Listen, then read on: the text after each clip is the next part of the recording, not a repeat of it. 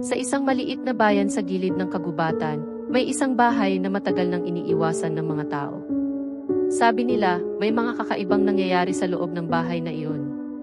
Isang gabi, napagpasyahan ni Maria at ng kanyang mga kaibigan na alamin ang katotohanan sa likod ng mga kwento. Pagpasok nila sa bahay, ramdam agad nila ang bigat ng hangin. Madilim ang loob at tila may malamig na hangin na nagmumula sa ilalim ng sahig. Sinindihan nila ang kanilang mga flashlight at dahan-dahang naglakad papasok sa salas. Sa sulok ng isang kwarto, may isang lumang pinto na tila hindi na binubuksan ng matagal na panahon. Napagpasyahan nilang buksan ito.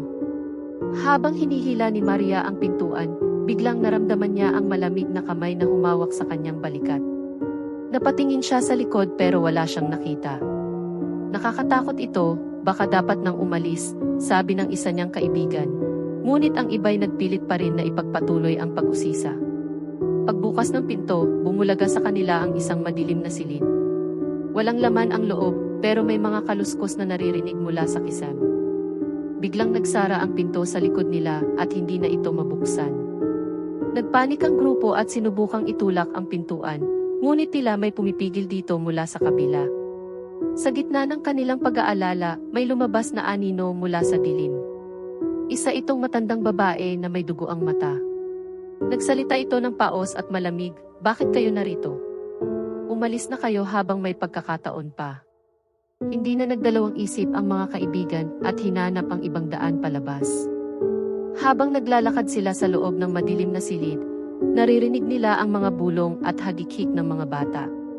Nagsimula ng magtakbuhan ang lahat, ngunit tila wala ng daan palabas. Si Maria, naiwang mag-isa, at naramdaman niya ang malamig na hangin sa kanyang batok. Paglingon niya, nakita niya ang matandang babae na mas malapit na sa kanya. "Hindi ka na makakalabas," bulong nito. Sa labas ng bahay, narinig ng mga kaibigan ni Maria ang kanyang sigaw, ngunit wala silang magawa. Tumakbo sila palabas at humingi ng tulong, pero nang bumalik sila sa bahay kasama ang mga pulis, wala na si Maria. Hanggang ngayon, sinasabing naririnig pa rin ang mga sigaw at tawanan mula sa loob ng bahay tuwing gabi.